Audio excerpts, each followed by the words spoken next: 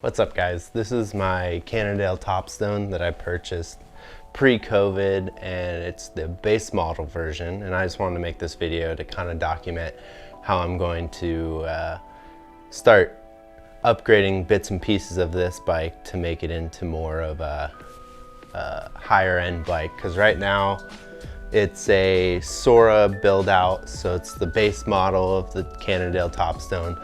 One thing I really like about this bike is the frame.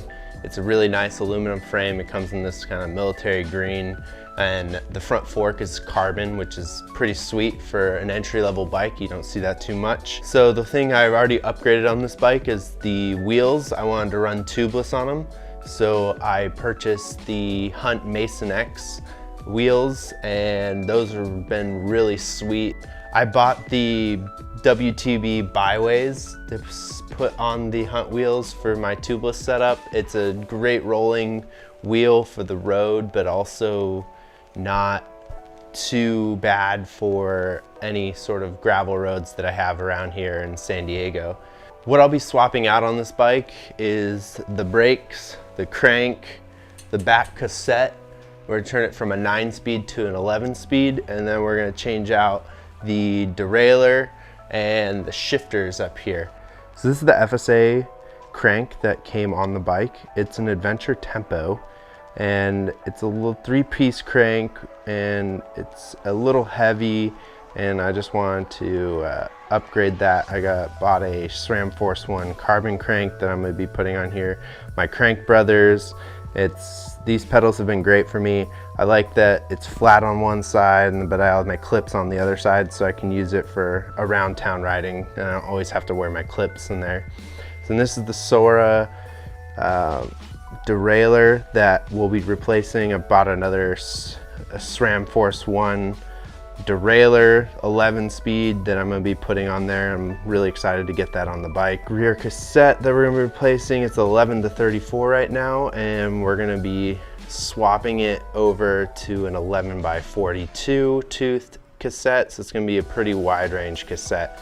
That's going to be paired with a 1 by instead of a 2 by, so we'll be taking off the derailleur and losing that weight as well. These are carbon bottle cages that I just bought off of Amazon. They've been pretty good. I haven't had any problems with them, no cracks or anything. There's been a cheap alternative to some of the more expensive bottle cages. These run for, I believe, about 20 bucks for the pair instead of like 40, 50 bucks for a single. It's my Crank Brothers pump that I've been really happy with, and these are the byways that I was telling you about. Pretty great tires, and then the Mason X are awesome. Have never had any problems with them, made by Hunt. I'm sure these will be on my bike for years to come. These are the Sora shifters that I'm going to be taking off and replacing with SRAM Force 1 by with hydro brakes.